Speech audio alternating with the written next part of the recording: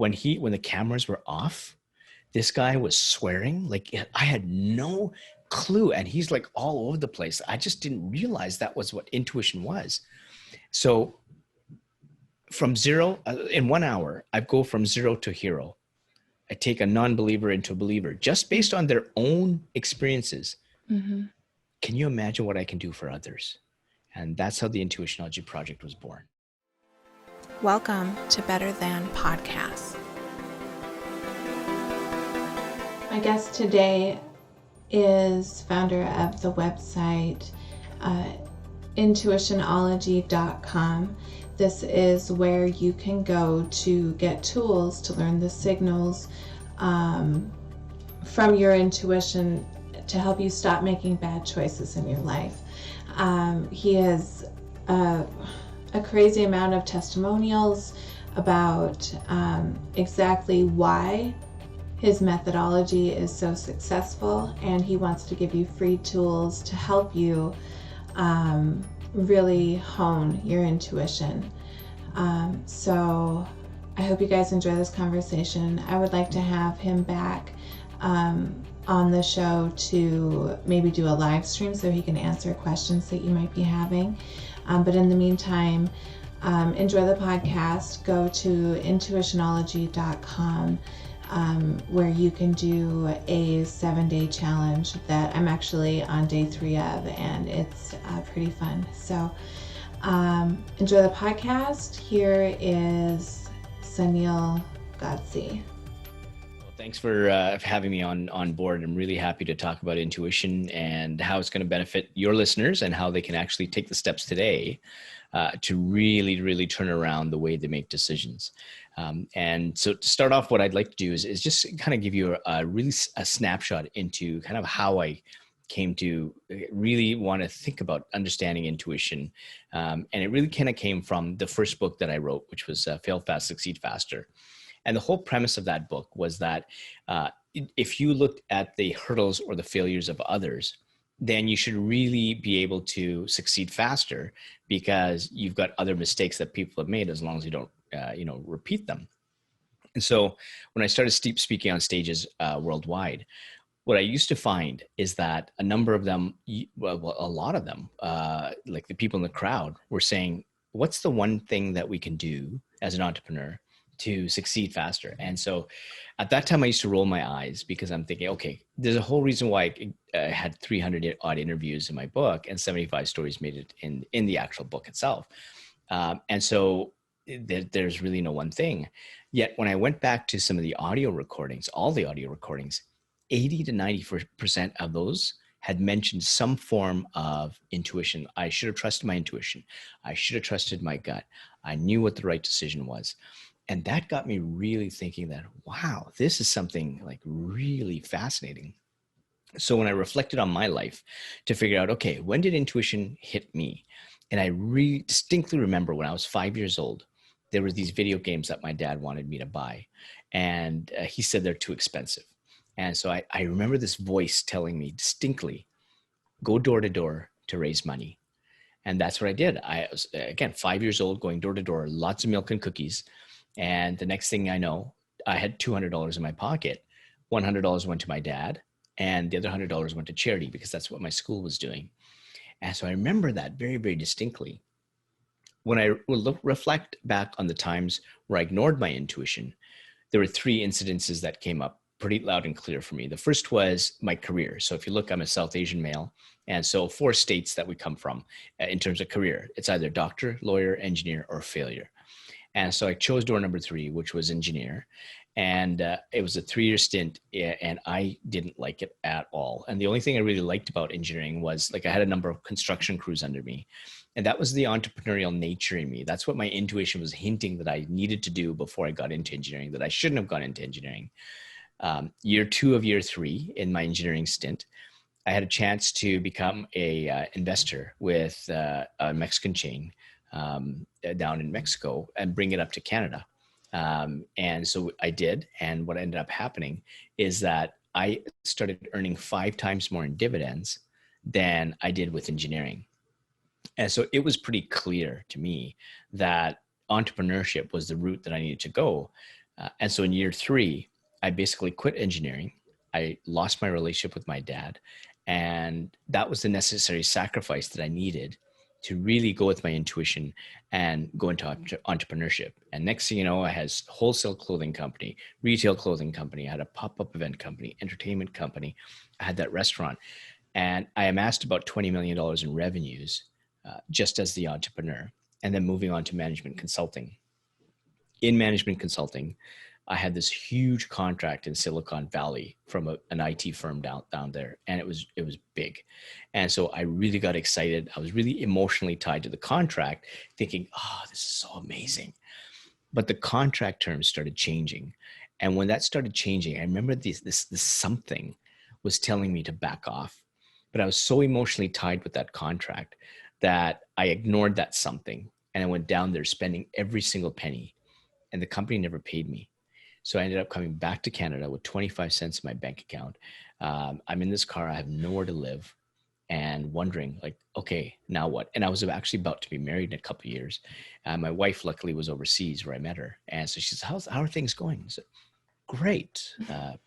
Really good. And so here I'm trying to be positive and upbeat. On the other hand, I'm thinking, okay, how do I eat? Mm-hmm. And then the third really devastating decision that had me where I ignored my intuition was when I was in engineering, I was doing coaching at the time. And so I had this friend reach out to me because she was being stalked and she needed some help. And intuition was telling me, meet with her that afternoon. It was really, really urgent. But for some dumb reason, I said, let's meet a couple of days later. Look, I didn't have anything that afternoon. And so I said, let's meet a couple of days later. And what happened is the next day, that same guy stalked her, followed her to a bus shelter, and shot her in the head and killed her. And each one of these instances, this something was nudging me, telling me what the right decision was.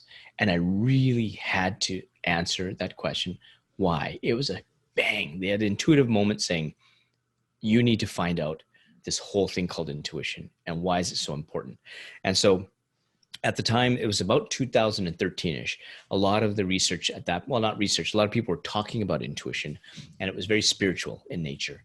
And so I said, okay, listen, I kind of an arts and science type of guy. I like the melding of the two.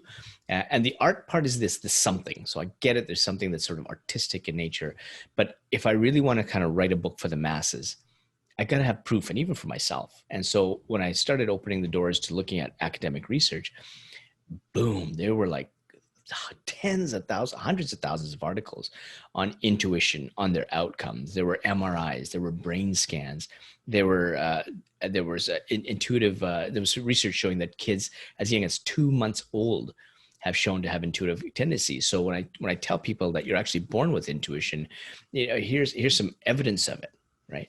And so I quickly realized, and we'll get into the details of it, is that there were 4 types of intuition. There are intuitive signals, both positive and negative, and then there are 4 types of hurdles. And we'll get into each one of these as I move along. But what I noticed is there were 4 groups of people that people used to fall into in terms of buckets when it came to really understanding the complexity of intuition or how it behaved.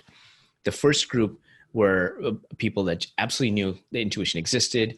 They were familiar with the signals. Every decision they made was very intuitive. So I interviewed a Buddhist monk, an intuitive channeler. And so these people are very, very in tune with their intuition. The second group of people were those who actually needed proof. And so they were the ones that said, yeah, you show me the MRIs, and so this is where gut became really, really important for them, because it's just not me on stage talking about it. They can actually go to an MRI and say, oh, okay, so this research study showed that these parts of the amygdala and the frontal lobe are lighting up when we have these things called intuition. What does the And medical community think about this? So I actually, so very good question. And this was a question I knew someone was going to ask. So what I did is I interviewed a respected neurologist. And so I have him on video. And the very first question I ask is, does intuition exist? And the very first things out of his mouth is, it absolutely does. And then he goes into the scientific explanation of it. And he himself was saying that when my patients come through and they say that something is wrong with them, it's up to me to tie that something, which is intuition, with evidence-based medicine to figure out what's happening with them. They're just not plucking it out of the air. That And makes he's, perfect sense. yeah, Yeah. and he deals with severely neurologic people, in accidents or just with mental health issues. So he absolutely relies on it with his patients, and he's had win after win after win in treating them. And so that's why it was very important for me to really get the medical community involved, to get the scientific stuff in there, so that it's just not my opinion, Mm-hmm. but these are also the, if you want to call it, opinions of others who use evidence-based medicine, who use research studies to fuel their decisions.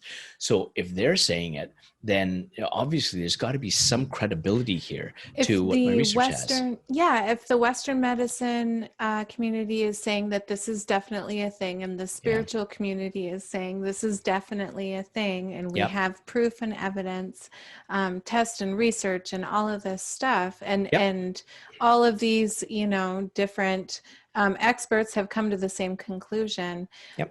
What a beautiful discovery that nobody's talking about. Absolutely. And then that's just the evidence. Now let's look at the actual people. And I've Mhm. interviewed over 1,000 people now, and I've never had anybody not have an intuitive experience. Mhm. And it's gone from the most devastating, from those who've been homeless, leaving, being bankrupt, wanting to kill themselves, to trusting their intuition to move ahead in life and find intrinsic success, not extrinsic success. Mhm. Clearly, there are stories of wild success when they trust intuition, which is great, but that's not the whole point of trusting your intuition. And so that's where the research component came. And I'm glad you brought up the neurologist, because he was an Mhm. important piece of that. And in fact, that's one of the interviewees I have in an upcoming blog on what is intuition. His video will be there. Awesome. Yeah, as well as the intuitive channeler. She's going to be there as well. Awesome. Yeah, so you get both ends of the spectrum when it comes to definition. And these are the four groups of people I'm talking about. The third group of people are those that kind of talk about it, but they don't walk the talk. And there's people that talk about mindset. They talk about being in the present. They talk about manifestation, but they don't live it, right? And so so they're kind of in that. And there's one friend of mine, Hal Eisenberg, who he and I met because of that. We had a common friend. We were kind of in the passion, intuition kind of mindset space. And Mhm. so we became really collegial because of that. He saw me speaking about intuition, and I really broke it down into the four types of the signals.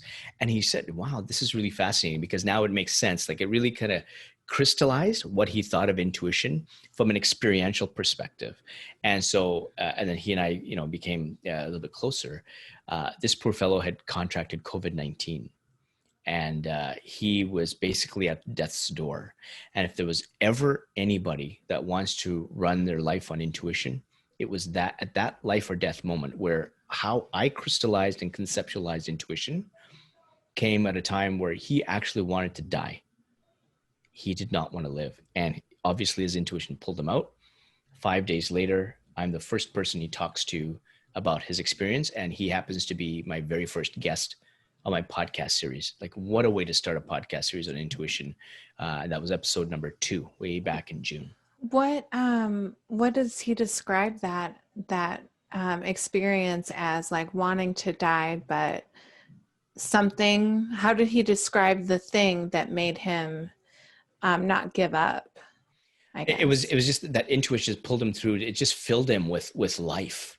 It was Mm-hmm. just like an open field, and it Mm-hmm. just and he went from thinking what intuition was before, talking Mm-hmm. about it, hearing me speak about it, to now this really being the driving force. And some of the examples he gave was that, he used to talk to his team about doing certain things, but not really be confident, going in a good direction, but not really sure, maybe a bit of that fear. But Mm-hmm. that was all gone. Like Mm-hmm. when he made a decision driven by intuition, it was as plain as day. It was as straight as an arrow, and nothing, doubt didn't come in. He did not waver, because his intuition was showing him the path. And he Mm-hmm. said, that's my path. And it Mm-hmm. just gave him such a jolt of self-confidence that that's what he's doing, post recovery. Yeah. And he's now going on, and he's actually changing the New York school system. He's been doing that for a number of years. This is just going to accelerate what he's trying to Oh do, my where goodness. he's really now really injecting this thing about mindset, purpose into this school system, and he's already helped tens of thousands of kids, and he just continues that this is just going to amplify what he's doing, because there's such a driving force now that is no doubt based on intuition. I wonder how much you think spirituality is necessary for intuition. I think that comes down to an individual's perspective.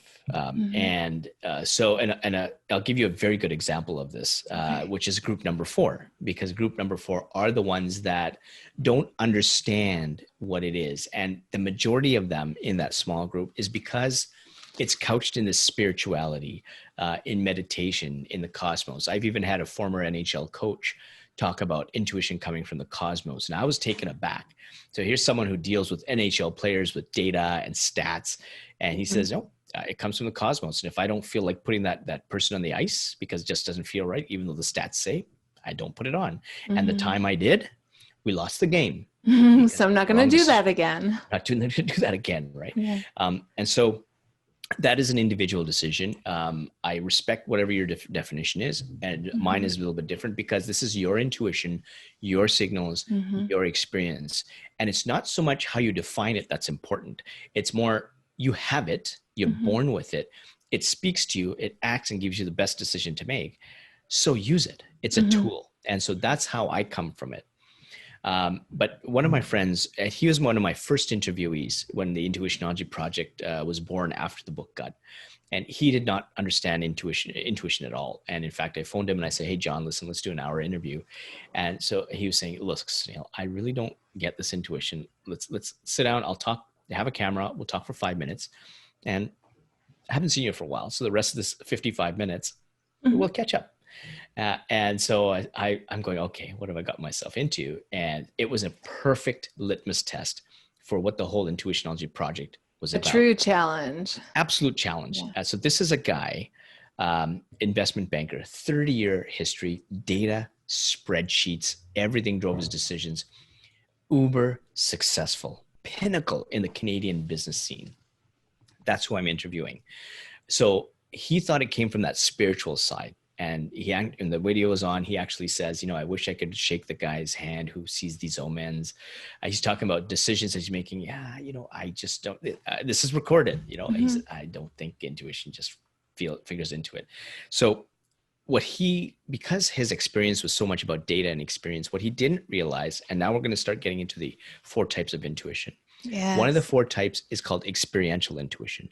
That deals with experience and learning, both formal, like in school, or experience working, and street smarts. And it combines all of those ever since you're born, parks it in the subconscious area of your brain. So if you look at the brain like an iceberg, the subconscious is 90% up below water, subconscious above 10%. So since you're born, the intuition is stuffing all these experiences constantly that are relevant to you, and that when you make a decision, it goes into that library, picks the experiences you need to inform it for the decision that you're making in a split second. And so that's what it uses. And so I'm explaining this to John as we're going, and he's starting to get it. And so, I said, well, and sometimes you make decisions against the data. And he goes, oh, I have a story for you. And so this is a guy who typically opened franchises that were 9s out of 10s. And they look at location, access to traffic, turning, growth of that area. So on this benchmark system, a 9 out of 10 means that's a perfect location. Just like how they put a Wendy's franchise, McDonald's franchise, they go through the same type of benchmarking scenario. There was a location that was a 5.5 out of 10. Dilapidated part of Toronto. There were people that just going there to just drink and just drown their sorrows. And so this is a guy that says, no, we're going to teach these people who just go to drink. We're going to teach them about beer pairings. We're going to pair them with food. We're going to do this and we're going to do that. And we're going to make it fancy. And so people, I'm sure, are saying, like, what are you doing?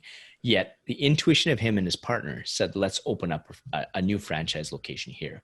They did. That became the best restaurant chain called the Beer Market under the restaurant portfolio. Now he's getting it. And then we're at the end of the hour.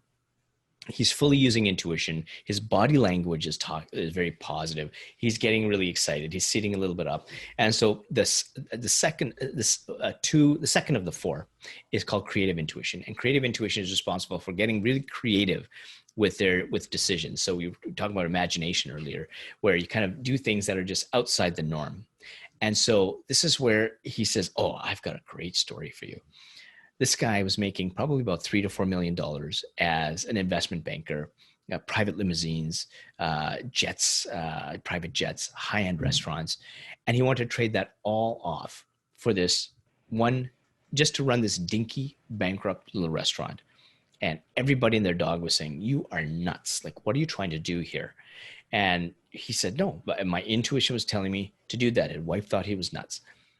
He quit, walked into that restaurant. That tiny bankrupt little restaurant was Eastside Mario's location number one. And over the next 20 years, he grew that to $2 billion in revenues and retired just after our interview, all because of intuition. Now, in 1 hour, I was able to take someone. It was, and when I want to hear this. When the cameras were off, this guy was swearing like I had no clue. And he's like all over the place. I just didn't realize that was what intuition was. So from zero, in 1 hour, I go from zero to hero. I take a non-believer into a believer just based on their own experiences. Mm-hmm. Can you imagine what I can do for others? And that's how the Intuitionology project was born. Mm-hmm. My goodness. And since then you've got your website. It's intuitionology.com for the listeners, but I'm going to do, I think I have it up already. Let's see. Oh, see, there's me not knowing how to use technology again. Okay. Hold on. Oh, let's see right here.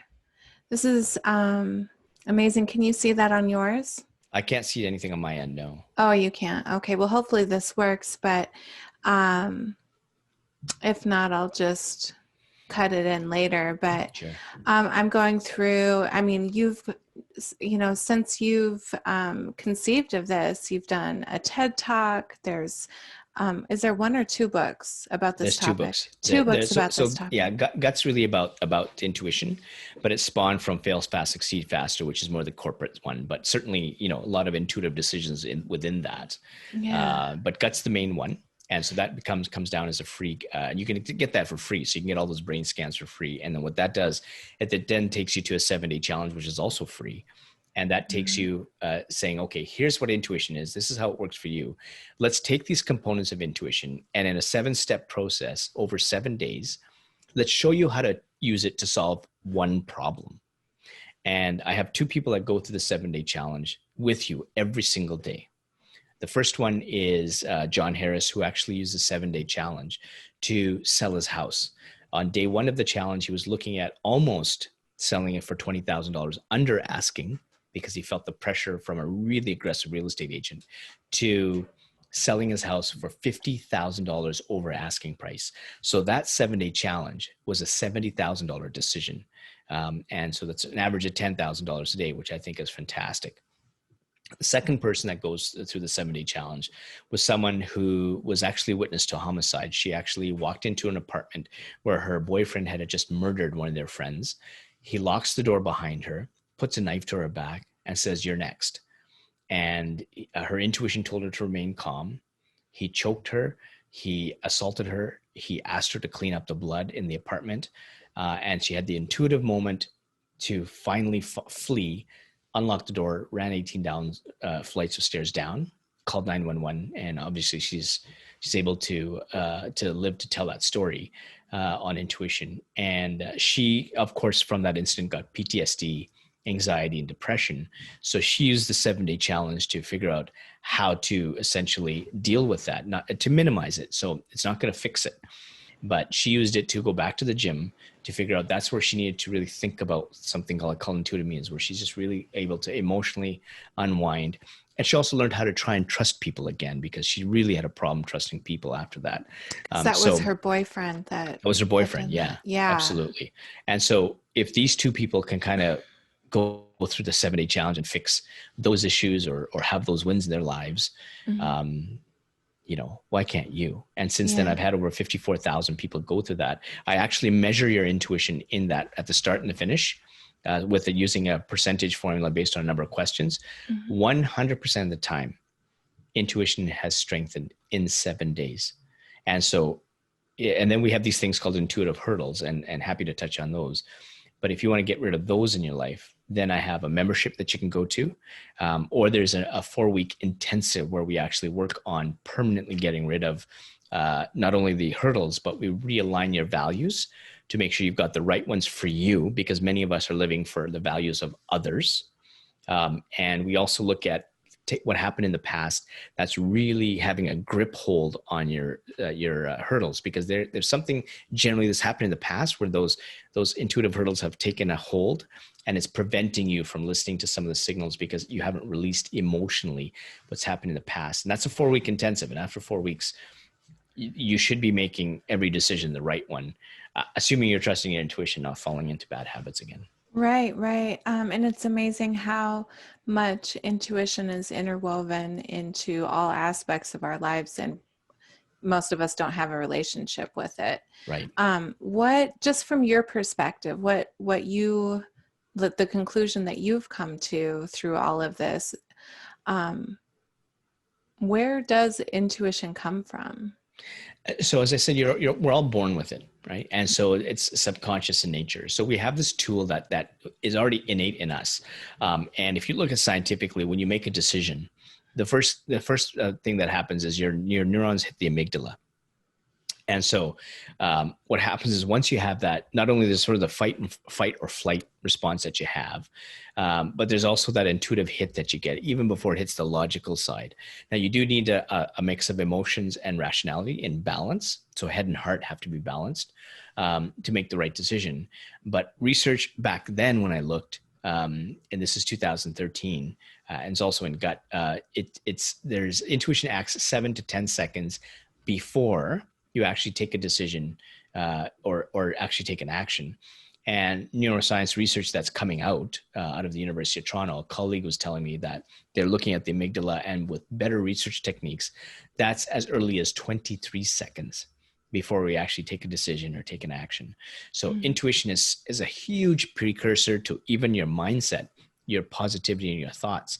Then that thoughts drive your behaviors, and your behaviors drive your actions. So in that chain reaction, intuition is at the very start of that chain reaction.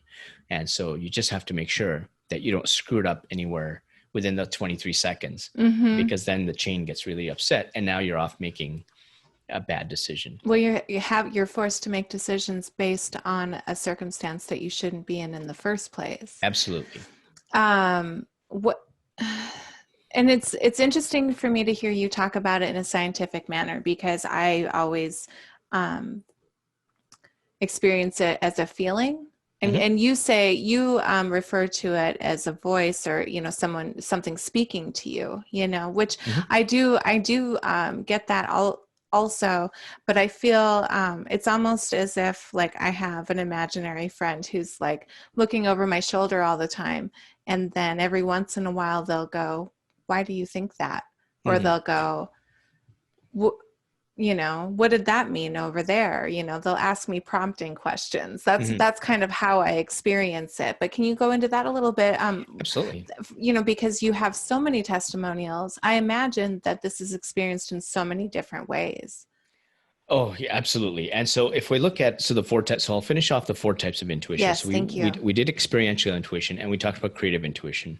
There's 2 others that also work in conjunction with the other 2. The one is called situational intuition. And that is when you enter a room, you just kind of know something is off, or you see an alleyway and it's like, I just don't feel safe. And I akin this also to when I was buying houses and we're looking for a house, and my wife and I are looking at a house, we get that feeling that this is a house, not a home, or just the door has to open. I don't need the tour because I already know. I mean, this is not it's not warm enough for me. Mm-hmm. Mm-hmm. And so that's called situational intuition. The fourth one is called relational intuition. So this is where you and I will be watching, and intuition is a two-way street. So as much as my intuition is saying, can I trust this person? Can you trust me? Mm-hmm. And so it's looking at body twitches. It's looking at angles. It takes 7 seconds to trust someone on average, and it's watching you to see, making sure your accents are matching the words. What did you write? Is that consistent with who that person is? And it's always watching. So even if somebody gets through a filter and can be trusted, maybe later on down the line, they change in values or something shifts, or maybe they're able to get through your first initial filter because they're really good, but their intuition's always watching, and it gives second chances so that it'll trigger you to say something's up with this person. Either you can trust them or not. So all those four come together in a split second. And what happens is it starts speaking to you through things called intuitive signals. And we all have a basket of positive signals, and we have a basket of negative signals. So typically the positive signals that I've heard from the over 1,000 people I've interviewed are the dots connecting. There's a pull. And in some cases, it just feels right. It feels open. Some of I don't want to say weird, the uncommon ones are going to be someone sees an orb that's coming up. And in one case, one had orb and had feet on it. And another one was an omen. There was a CEO of, he's now CEO of Indochino, which is a menswear. And he sees an omen. He doesn't know, there's no shape, color. It's just there. And so he knows that when he's making a decision that's generally positive in nature, the omen shows up, knowing that that's the decision that he needs to make, whether it's bringing on a partner, hiring someone, getting a good business deal, or meeting someone. So this is where you start crossing in the same signal into both personal and business. Some of the negative signals are, that you get that gut feeling, a negative voice, and just irritation, migraine headaches. And some of the weird ones are like actually getting into a car crash, which is the ultimate signal. And there was another one where the left earlobe got hot. And this was an entrepreneur that I was interviewing. And he was saying, yeah, Sunil, I don't know what signals I get. Yet when I start asking him about the failures he's had, every venture that he got into that he started talking about where there was a failure, he starts grabbing his left earlobe. And he just said, I got it. I got my signal. It's my left earlobe. And he now remembers talking to his wife about those bad ventures and grabbing his earlobe and getting into the ventures and his left earlobe getting hot. He just never tied it together. Wow. And so these are what the signals are. And what you have to be careful is that, let's say you get a signal, which is a voice. You talked about a voice. The thing is, the signals, they actually start very subtle in nature. So Oprah calls it a whisper. And as you ignore them, they start to get louder, and sometimes they change into something that saying, hey, listen, I'm telling you, you're making a wrong decision.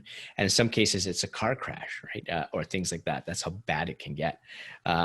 So that you don't know if that voice is the first signal, which is great. But if it's signal number 3, then that tells me that you made 2 bad decisions already. Yes. And what happens is those 2 bad signals could be just a stub toe, or you're heading towards bankruptcy. You don't know.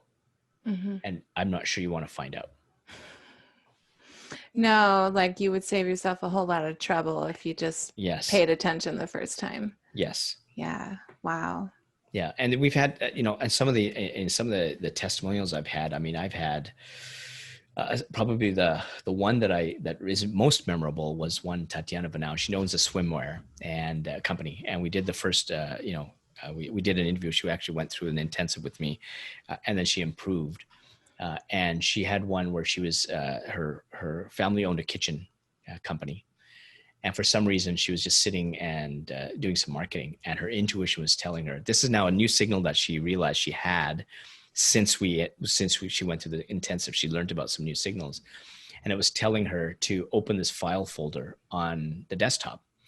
And she would have never done that, never in a million years. She's just not in her. Yet something was it just ingrained in her to say, open that file. And she did. It turns out that there was a contractor who was basically quoting jobs using the company letterhead, but keeping the checks to himself in his personal name. And had she not found out, there was a huge townhouse development. Her family's company, which they built over years would have been ruined just by that one project. Wow. And they confronted him. Obviously, the partnership, it was gone. They let him go. Lots of legal stuff. They lost a little bit of money, of course, because there were some payments they couldn't recover. But that's what happens when you learn about new signals. And another one had a boxer who didn't pay attention to signals, didn't learn his lesson, finished the intensive, and then fell back into bad habits. And I remember walking around Costco with my wife, and I got this text message from him, and it basically told me, without the expletives, I just lost $2,000 because I didn't trust my intuition. It was a scam. I knew it was a scam. And I should have paid attention to what you told me, but I am now $2,000 lighter. And I just told him, you should have, you knew. And so that's why you have to be careful not to fall back into bad patterns again, because and he already knew. He just didn't listen to the signals. And the reason that people kind of fall back into those patterns, I think, probably has a lot to do with fear.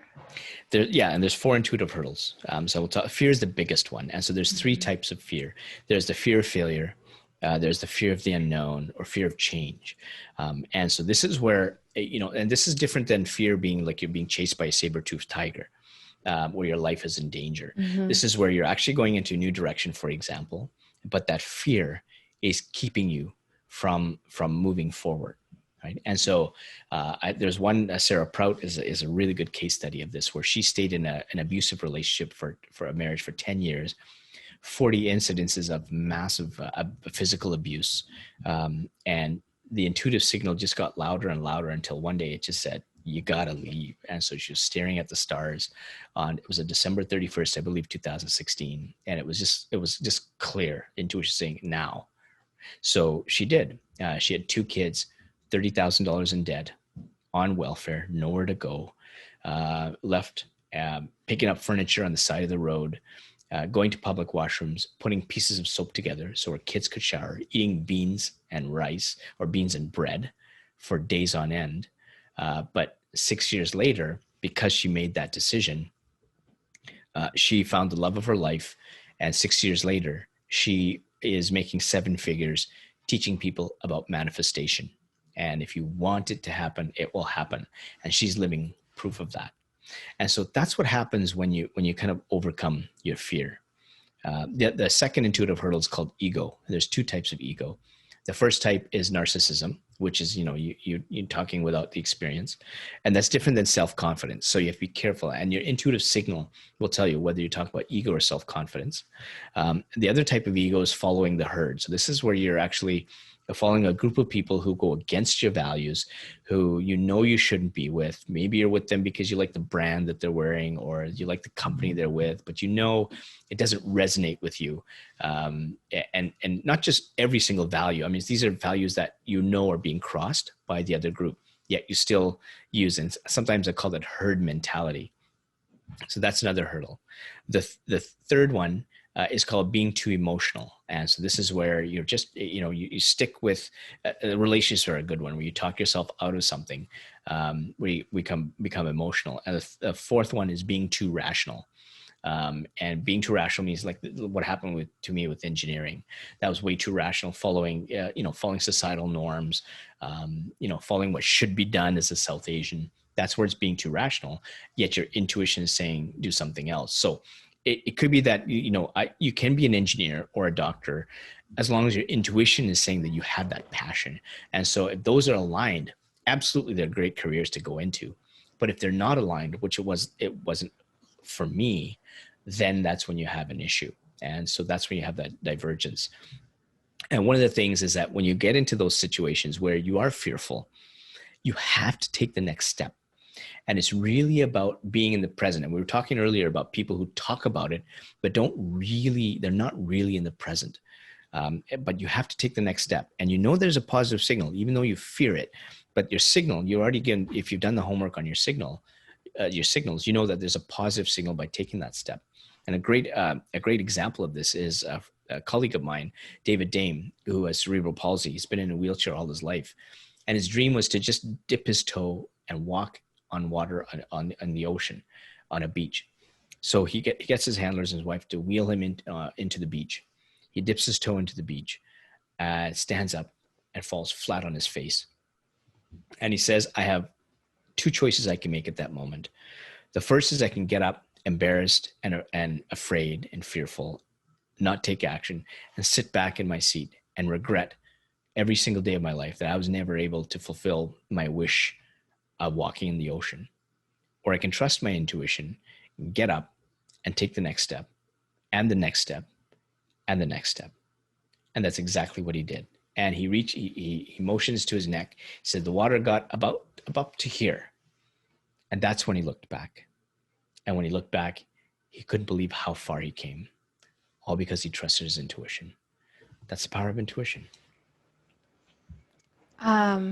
So I started a new podcast series called Me, Myself, and I, and the whole point of it. Have you listened to that at all? That one I have not. Okay. It's, you know, the concept of, you know, that if we are all one, we all come from the same place. There is the collective mind. Then we should probably start practicing talking to each other as if we are talking to ourselves.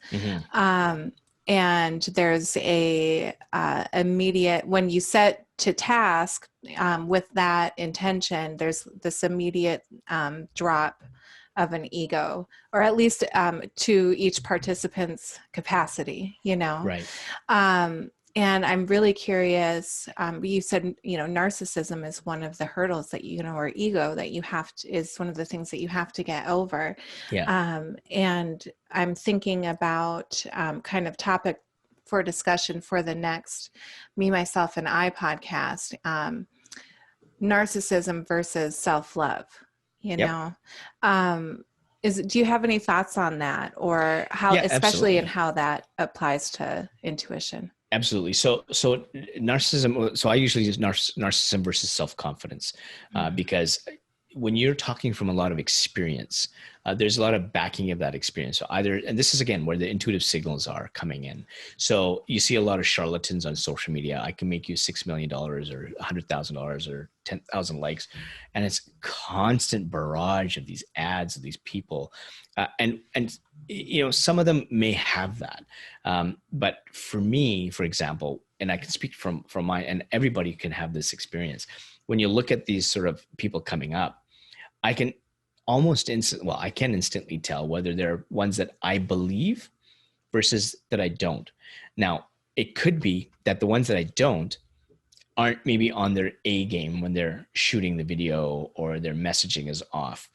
But I'm not willing to spend my money to figure out that's what's happened. I'm able to take a look at the first step. And if you take a look at when you scroll, you start scrolling, what do you, and outside of, you know, cat videos that, you know, that are getting cats jumping with cucumbers or something like that, versus, and I actually watched that last night. It was quite funny. So that's something I find really funny. And we can get into epigenetics, which I think that's how that happens. But anyways, I digress. But when you stop your feed and you're looking at something inspirational, why did you stop there? Was it the message? Was it the imaging, which is great? What gets you to go deeper? And that's when you really trust that person to say, okay, I'm resonating with that message. That message is healing or helping something I need now. Or maybe there's a question in my life now. Let's go to the next step and maybe follow them to their website or watch some more social media, or just digest more of the information on another platform. This is where in marketing, we talk about 7 touch points or more. Now it's getting up to 12, where somebody needs to believe in your path. And so people who are selling a service or a product or doing something have to have multiple touch points because people's intuition they're watching. And so when I take a look at these people, I immediately know whether I can kind of initially trust them or not. And then I go to the next step and I look at, for example, social media gurus. I look at, okay, what is their social media like? Okay, here's a social media guru that has a YouTube video that has, 5 views.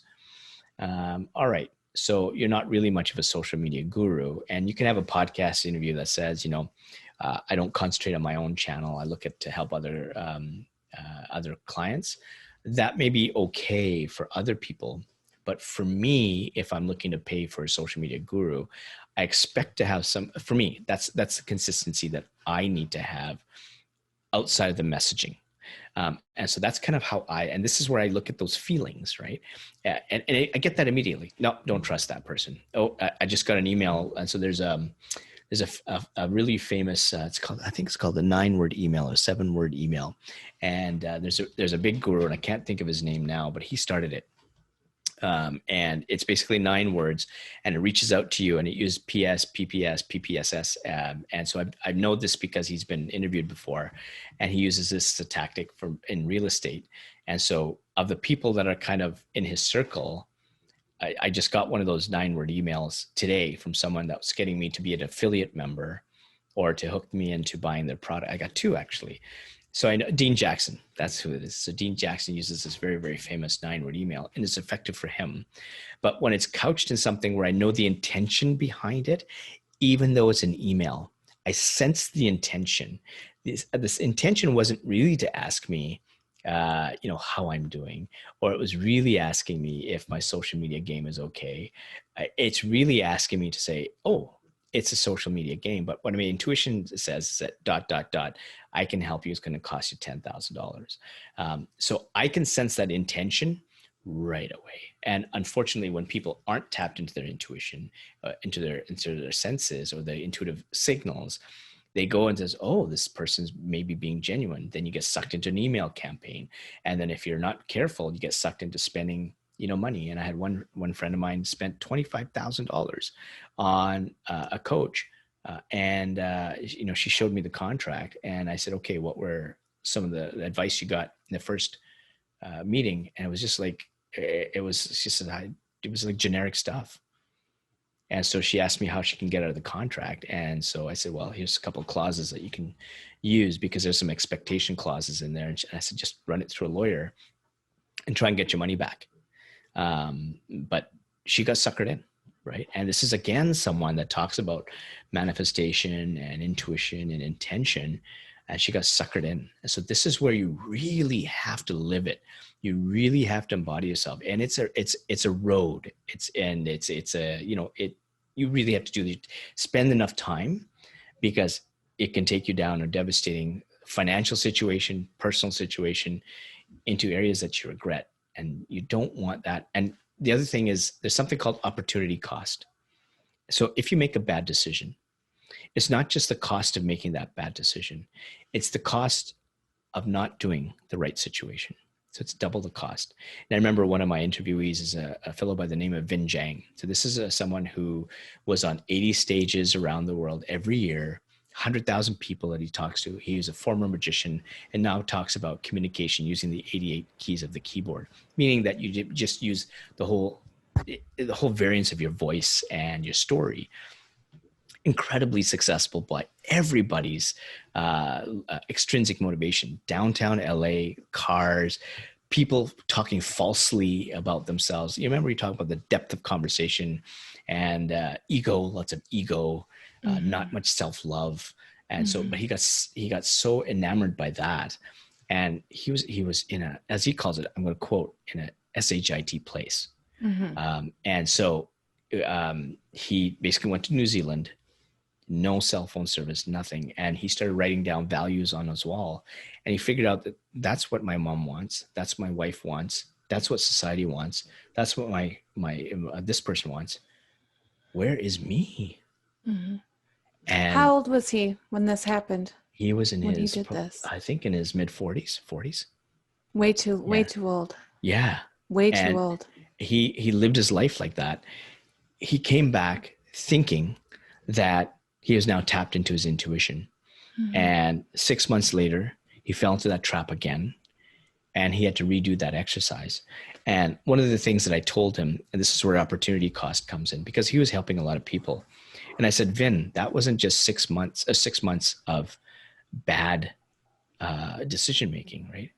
That was a full year because of opportunity cost. And on top of that, how many people did you let down because you weren't there for them in that year? And it was just a moment of silence. And he goes, I've never thought about it like that. Yeah, every minute that we lose is really double in Yes. value, Yeah. you know, every minute that we waste. I tell my kids, I try not to be too serious with them, but one of the things that I really push is everything you do matters. It matters Yeah. what you have for breakfast. It matters who you talk to. It matters what books you read, what ideas you put into your brain, what Yep. ideas you let out of your mouth. Everything you do matters, Hmm. And so if you're kind of just flying by the seat of your pants and not really considering consequences or considering what that voice inside is telling you to do, you could have been using that time to benefit you and everyone else. Absolutely. And so, yeah, the loss in many ways, in a lot of circumstances, I imagine is incalculable. Absolutely. And kids are where you should be starting, right? Unfortunately, we don't. Mm-hmm. Like I was able to reach back and think about intuition, and I know you've got two boys as well, Mm-hmm. and so with my two girls, I mean, I talk about intuition all the time, and as much as they roll their eyes, my daughter who's 8, Divya, at 5 had a bullying incident where she got out of, and she's telling me a story about with Santa Claus where she's sitting on his lap, and he's speaking and his voice was stinking, and she's reaching her nose, going stinking, and then she reaches to her temple, says, "My intuition was saying for him to eat a candy cane." And he did, and his breath spent. He uses wide windmill, much better. So she kind of gets intuition that it's something. She still asks Mm-hmm. about it, but I'm glad she's asking. Yeah. And for my 14-year-old, and when she was 12, she went to India, and she also there was a bullying incident she moved away from, but she got inspired by some artists that didn't have arms. And she said, "Dad, I want to do something for these people. Like these people, people think they're disabled, but they're just normal. I look at how beautiful these paintings are." And she's been painting since she was 4. So for those who are watching the video behind me, there's some art of her art. So I said, "I want to do something to help them." And I said, "Well, it has to come from you. It has to be part of your intuition has to lead you there." And so 6 months later, we were just playing board games, and she was looking at the TV, and she whips her head around and she goes, "Dad, I'm ready." And I actually didn't have a clue what she was talking about because we were playing a board game. And so for me, like my eyebrows are crossing. Okay, ready for what? I'm thinking, okay, are we going out to eat or are we ordering something? What is it? And she goes, "No, I know. I'm going to paint. I'm going to sell my paintings to raise some money. I'm going to bring people to an event, and they're going to paint." And that's how we're going to raise money. And I'm going to make those with disabilities and illnesses feel special, because when she paints, she feels very inspired and special. And that's what she wanted. She wanted those with disabilities and illnesses feel normal, because they should. And so that was what she wanted. The very next day, we opened up an official federal nonprofit, Canadian Corp.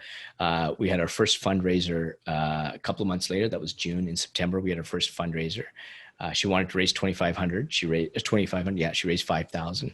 In 1 hour, all her originals were gone. We actually even had someone from Scotland looking and buying as they were scanning the originals through FaceTime, Mm-hmm. which I thought was really. And then we had people streaming, and a little bit later coming, "Oh, so where are the originals?" And I said, "Well, we just got prints left." Yeah. And they're like, "Wow!"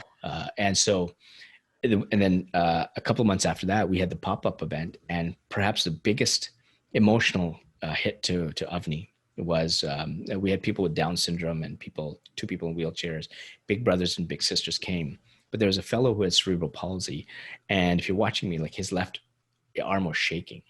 And he says, "Avni, come here. I want to show you what this is doing." So this guy hadn't painted since he was in high school. This is 28 years later. He's now putting brush to canvas. And as he's painting, this arm, his left arm, just stops. And he says, "My mind is open. And this is what this event is doing for me. So thank you so much for putting this on. I commend you." And it was just such an emotional moment. Now, she's very humble. So a lot of people praise her because she's 13. She's a girl. She has a podcast series. She's actually has a business. We found it really hard to find mentors for her, because a lot of the programs at her age group are for people who are just having, "Oh, what's your idea?" And I said, Mm-hmm. "Well, we actually have $20,000. We're actually in expansion phase." And they're like, "What?" Uh-huh. Uh-huh. Because it's just, she's such an anomaly. But Mm-hmm. what she says, and this is where my wife and I really put humbledness in her, But I don't understand why people are saying, like, I'm just doing what my passion is. That's my purpose. Right. And so these are all words around intuition. I don't expect her to use the same words I do, but it's all driven by an intuitive a purpose that's driving her forward and affecting one person after another and changing their lives in the process. And like, isn't that, as a kid, what a way for me to leave a legacy as a parent. And I tell them all the time, I can die tomorrow, and I can die with a smile on my face. And I'm knock on wood, it's not going to happen, because I've affected over 50,000 people through my Intuitionology project, tens of thousands of people through my speaking events. But more importantly, my two girls are going to be operating life, trusting their intuition and affecting other people in a very purposeful way. And wow, I mean, as a parent, as a human being, I mean, what a way to live life, according to me. Well, you gave them the gift of time. They have their entire lives now because they know how, and they're encouraged by their family to follow their own intuition. Absolutely. Now, how does your wife, how on board is she with all of this? She's seen this transformation in you, I'm sure, as you've gone, as you've learned and grown the theory and the method. Yeah. Can you tell me a little bit about her perspective? Yeah, so she's pretty reserved and conservative, and she's like the balance. So I'm the risky. Thank goodness, everyone needs that. Yes, and so I'm like way out there in terms of just like my train is just running fast, and she's the one taking the coal out a little bit, saying, "Whoa, slow down a bit," And so that's been an excellent balance. But she's seen the transformation. She's seen more of the evidence. She's seen the people that are wanting to talk to me, the people that are getting involved. And so she actually sees that, but I think it's more the lens of what's happening to our daughter. That she gets a lot more affected because now she's got more of an emotional connection. And as much as I'm pretty obtuse and pretty driven, what she sees Avni accomplishing is what she's really proud of. Yes. So if I can use Avni as a proxy, great. Hey. Absolutely. Yeah. Absolutely. Do you, maybe, I don't know if she would get mad if I ask you this, but do you think that she is using her intuition, even if she might be resistant? She's highly intuitive. Actually, women are much more intuitive than men. And it's just the way the neurons, women, the neurons cross both sides of the brain more than men. Men, it go more longitudinal. And so Sunil, this is perfect because I can take this to my daughter, because she at one point through her social justice warrior phase tried to tell me that men and women are exactly the same. Keep going. Yeah. And so women are naturally more empathetic. That's why they're better at relationships. Men are they're more risk takers. They're more data driven. It's because they don't tap into the emotional side as much. And again, there's a scientific basis for that. So my wife is, if I have any kind of decision, she doesn't have to be involved in Intuitionology. She'll get a sense of a person or a direction or a marketing message or a title, or I can throw anything at her. And I'll know that her intuition will give me the without any filters, what she's thinking. And 100% of the time, it's exactly what I need to hear. And it may go against what I am thinking, because what I'm thinking has some emotion behind it. Yes. And she's able to see through that. So yeah, very intuitive. Don't you find that relationship is so important? I have the same thing over here. I'm, out in the wild ether with all of my ideas and imagination, up on my cloud, and my partner's like, whoa, now hold on. But I know, and which is very frustrating sometimes, but I know, like you said, I can bring anything to him, and he, I feel like I don't know what he's going to think about this conversation, because he kind of tends to shy away from anything that he would interpret as spiritual or anything like that. But I think that he very much does that. And he's actually done that in his own life. In about the last 5 years, he's made some big changes just based off of how he wants his life to go. He doesn't put any of this terminology to it whatsoever, but I'm like, if I try to high five him or something, he'll just shrug me off. But, in the background, I'm like, I see you. I see you. I see what you're doing. And exactly. It's wonderful to watch. It really, really is. Yeah, and it's a personal transformation, right? And you have to be careful that you're not trying to. Because some people will make that transformation, but they want to hide it from someone because they're trying to be someone they're not, right? It's just going to happen. It's going to happen. And with my wife, I just do what I do, and I'm very focused, and that's what happens. Much to she may not like some of the things where I'm spending some time, cutting into this or that.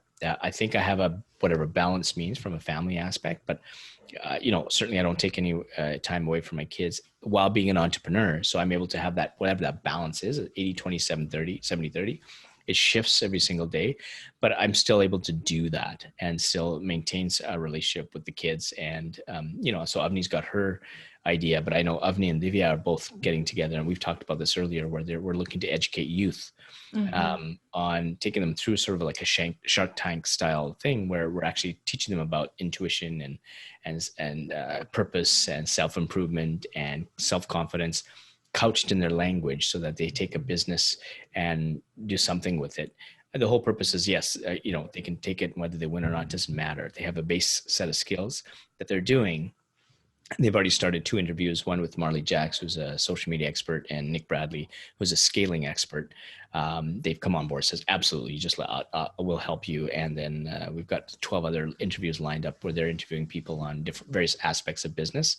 And then we're just going to work on the back end, and hopefully these 2 girls will launch that next year. But we've got the domain, youth-entrepreneurs.com. So that's already bought. And we just got to build it out and maybe take a batch of kids through that. Although Avni's already, she's already proof positive that this works. So, I would just buckle up, because, once you find your purpose, like the universe just throws everything it can at you to support you. Yep. So, it could fly by way faster. That is so exciting, and something that I want my own children to participate in. I appreciate that. Yeah, the sooner you can get it started, or get them started. You know me, I'm all about, like, let's create the world that we want to live in. Yes. And I imagine that children are going to come up with concepts that we've never imagined, that we could. That's the exciting part. That's the exciting part. Like, wow, you thought about this. Because they have no limitations. They haven't been taught limitations, and thank goodness. Yes, absolutely. Yeah. Well, I know that actually she has to get ready for her podcast. Am I right? Yes, she has one at 6:30 from someone from Australia. Oh, that's beautiful. So let my listeners know again, the website, what to look for. And I would love to have you on to live stream with them. I know that they would be all about it. So absolutely happy to do that. So intuitionology.com is where you can go get the ebook and then go through the 7-day challenge together, solve a problem even before you dive any bit deeper with me in terms of membership or the intuitive accelerator. Use that 7-day challenge as a template for every other decision. I'm on TikTok, where I'm not going to do any dancing, but I'm on Instagram, LinkedIn, Twitter, Facebook. You can DM me anywhere there, Sunil@sunilgodse.com. Send me an email. Happy to answer any questions. And happy to do the live stream and, give some more nuggets of wisdom on intuition from my perspective, and maybe take some questions. Yeah, that would be amazing. I would love to see. I'm always curious what questions other people have, because, so many different perspectives. I would love to hear you answer some of their questions too. That's great. Yeah. All right. Well, have a great evening. It's been a joy to talk to you for so long today. Yeah, I love it. And I love what you're doing. Your message is so important.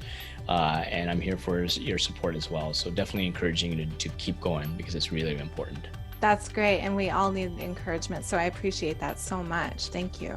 No problem. Thank you so much. Okay. We'll talk soon. Okay. Thanks. All right. Thanks so much. Bye.